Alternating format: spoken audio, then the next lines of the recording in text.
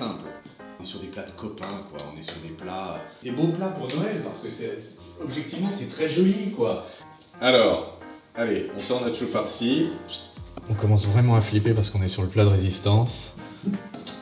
Donc, on va se faire 2 grosses parts, parce qu'on est 2 copains. Bah, je sais pas vous, mais... Si ça, c'est pas un joli plat... Un plat de partage. Ouais, exactement. Vraiment. Bon alors, t'as le plat, maintenant je vais t'expliquer ma recette. Bon, alors, c'est parti pour le chou farci. De quoi vous avez besoin? D'un chou.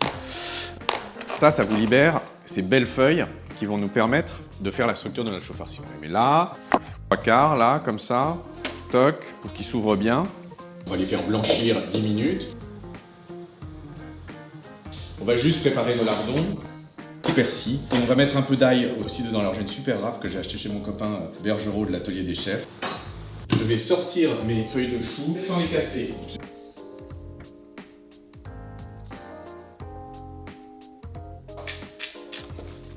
Vous avez la coque de votre chou. Et ensuite, c'est tout con. Tu fais comme un millefeuille. Tu fais des petits étages mignons. On va fermer notre chou. Hop. Comme ça.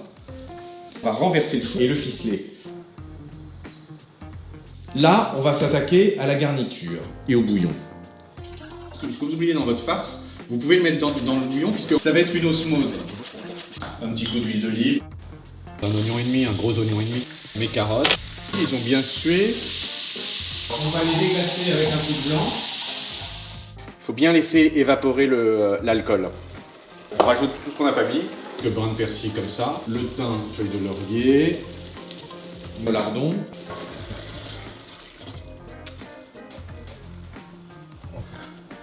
Du chou, on va le rajouter bien sûr à la garniture. Des patates, on va les faire à la vapeur ou à l'eau à côté. On va lui donner une grosse demi-heure et on va le servir à Manuel. La chaleur fait partie de la saveur, donc on y va et Manuel va nous raconter ce qu'il a prévu là-dessus. Avec plaisir. La petite règle pour les associations mets vins, à partir du moment où les sauces sont un petit peu aqueuses autour avec de bouillons comme ça qui sont très parfumés, délicieux, mais là le risque c'est de tomber dans des vins un petit peu trop structurés. Et moi ce que je conseille toujours c'est d'aller dans l'élégance ultime.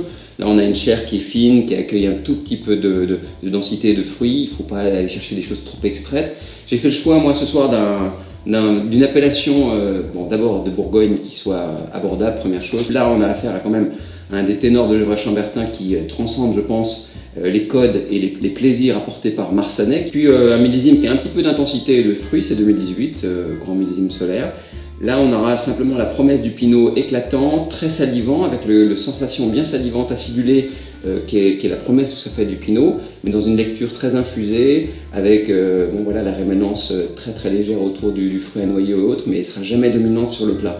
Je pense que là, c'est vraiment le jeu de l'équilibre, il ne faut pas trop de puissance. Et puis, ce qui est intéressant, simplement pour faire un petit peu écho à la jeunesse du fruit, c'est les lardons, parce que le lardon, le fumé, les petites sensations un peu salines qu'offre le lardon, dans ces plats-là, ça marche avec ça. Ça sent la classe.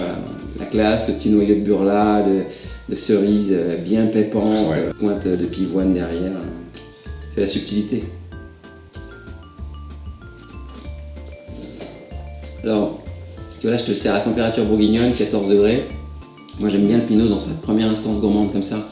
Par contre, quand on a un plat qui est très chaud comme ça, il faut faire attention au contraste de température. Il faut éviter les trop gros écarts. Mais par contre, là, c'est tellement jouissif comme ça que... Là, il y a zéro tanin, c'est les barrières. Oui, c'est exactement plaisir, ça. Ouais. Plaisir. Ouais. Goûtons ce chou délicieux. C'est très bon. On est vraiment dans ces plats de cocotte que tu amènes au milieu de la table. La Bourgogne, c'est ça.